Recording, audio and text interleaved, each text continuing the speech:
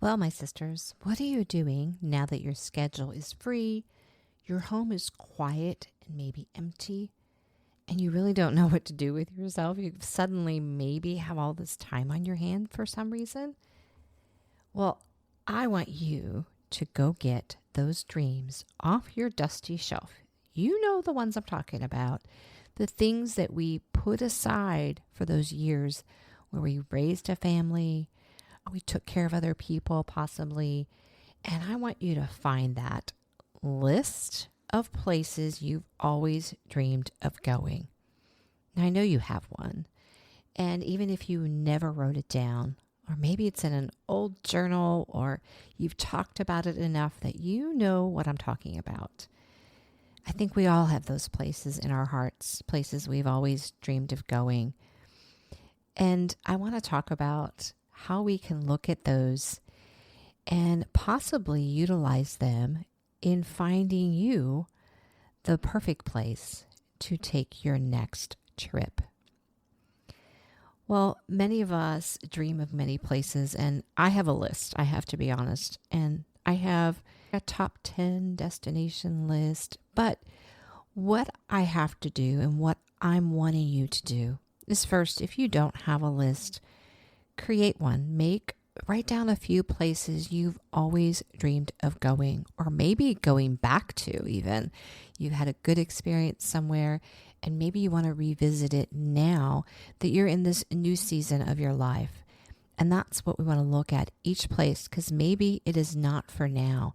Maybe it was a dream for when you were in your 20s, fancy free, but you have changed, you have evolved, and you are also in a new season of rediscovering maybe who you are, becoming this new person, in this second chapter of your life, or second act, they often call it.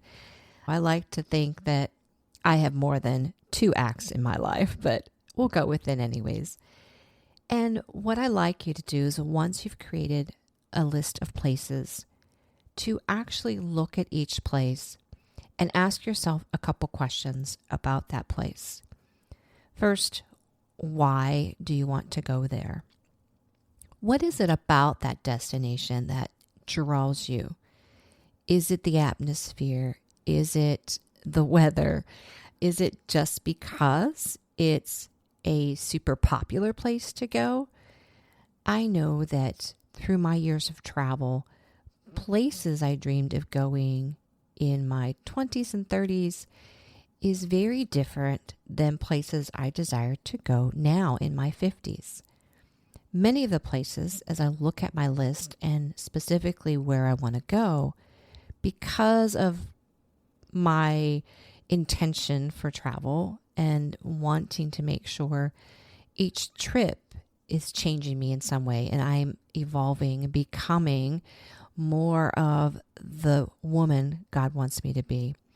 And some places are just too busy for me. And so that's me personally. I need places that are a little more under the radar and even less known, or out in nature and wilderness. So as I look at my list, I've asked, why is that on my list? For example, I will share, I do have Albania on my list. And why is it on my list? Well, it's on my list because it is a country that is a lesser known gem out there. It has beautiful places, a variety of landscapes, and I like going places that are not touristy or crowded. So this is why I have that one on my list. But the sad part is, and I was really hoping to get there this year, is I also have to be aware of where is God leading me, because this trip, as much as I was trying to make it happen for this summer, is not going to happen. And there were many factors, but I also am the school of thought that if I'm having to force something and make it happen and the logistics aren't falling into place, that to me, that's actually a sign that I'm not supposed to go. And I often think of the proverb 3:5-6, where it says, "Trust in the Lord with all your heart and lean not on your own understanding. And in all your ways submit to him, and he will make your path straight." So trips that are definitely more God-led and have really good intentions behind them have fallen into place. And I take that as a sign. And since Albania was not falling into place for this summer, I still left it on my list, but not for this summer. And so we have to also look at the season we're in our lives, and different places will speak to us at different times of our life. So let's go back to looking at your list and asking why you want to go there. Do you want to go there because it's popular? Is it because there's maybe an event that happens there? Or maybe it's your heritage that you want to investigate. Maybe it's just a place that you've dreamed of going, like forever, maybe. I don't know. And so it's on your list. And there could be other factors. So then you will ask, okay, once you've figured out why, what is drawing you there, then you have to evaluate, well, is this fitting for how I'm feeling in this season of my life? There are seasons in my life where I am Energizer Bunny and I am go, go, go, maybe for a city life type of trip. And that suits me well. Maybe I need that to energize myself and keep the energy going.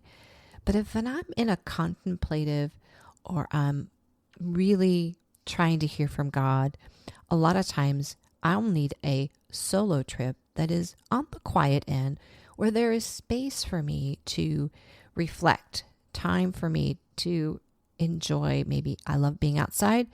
Maybe you prefer being in a museum to reflect. And everybody's going to be different. So you need to determine, what is it that I need in this season? So not every destination is going to be appropriate for each season. But as you look at your list, still ask yourself why. I know that there are a few places on my list that they have significance. I'll share two more. I, of course, would love to get to Jerusalem. And for me, it's to get on a tour and walk where Jesus went in his day and really almost make the Bible alive to me. And so that's been on my list. Obviously, right now, not a good time to go, but that will stay on my list. And as I submit and ask God, ask him when is a good time, that door will open and it will fall into place. I won't have to wrestle with it and try to make it happen. And then because I've forced it to happen often, because I've had this in my personal experience, is that the trip then seems to not turn out as expected. But that's also something you should, if you look at your list, why you're going, does it fit the season? And number 3, is there some other ulterior motive to wanting to go on that trip? And that could be a nice little anchor for why you want to go and a reason to go. Like I shared, Jerusalem. I also have a longing to go to Mexico and see the butterfly migration. And that does only happen certain months of the year. And this is mainly because I love butterflies. But over the years, since my mother has passed, which has been a long time, but it seems to be coming up more recently that actually God has used butterflies as a symbol for me in different seasons of my life. And I just feel like I would just be overwhelmed with joy and marvel if I got to Mexico to see the butterfly migration time. So those are reasons for me to go to those places. It's not because, yes, that is pretty popular to go see the migration of the monarch butterflies, but I have other reasons, more deeper reasons. And that's what's going to make a trip very special if you have deeper reasons for wanting to go. And I could go on. I mean, there's a couple other on my list that there's some deeper reasons for me wanting to go. And then there are a few that maybe are just, I don't know. For example, one that is on my list is Uzbekistan, mainly because it is a hidden gem. And I'll be honest, I would love to get there before it gets popular. But that's not happening this year either. So I had to really evaluate, what is God leading me to this year as far as my travels? And I have determined that there will be a definite road trip. I haven't taken a long extended road trip in a while. And I think just hitting the road has a very different feel for me. And it allows a lot of time to think, a lot of freedom, and a lot of opportunity to just pause and even explore. And it will be in the US, so there's lots to see here. If you've never been to the US, there's quite a vast array of different landscapes, and I strongly encourage people to come. I know that there are actually some countries that are telling their citizens not to come to the US, but I believe that there's a lot to see here that could be beneficial and to just about anybody that loves nature particularly, but there's lots of city life that you could also experience here. So ask yourself, or pull down that list. If you hadn't gotten it, go get it or go create one right now. And then beside each destination, ask yourself why, number one, you want to go. Number two, is there a deeper meaning behind wanting to go? And of course, three, is that appropriate for this season that you are in your life? Everybody's going to have different needs. And as we are becoming these women, just where we are growing in who we really were designed to be, and through God, that we are understanding more and more things that are us. And I'll be honest, you get to our age as well, and you stop really caring about what other people think, because your sanity and you becoming that woman, that strength that you're going to acquire, and that confidence is more important than really what other people think at this point. And I think that's why even as you get older, you also stop really caring about, you're going to dress to what feels comfortable to you and not to really so much to what's in fashion. I just think we're at a beautiful stage of our life. I love being in my 50s and really being able to express myself for how I truly feel I was created. And it's such a freedom and such a life-giving realization when you get to that point. And I believe solo travel, when it is the right place, the right time, that it could foster that. You could benefit so much and grow so deeply from those times away solo in a really good place at the right time. So consider what's on your dream list of places and ask yourself those questions.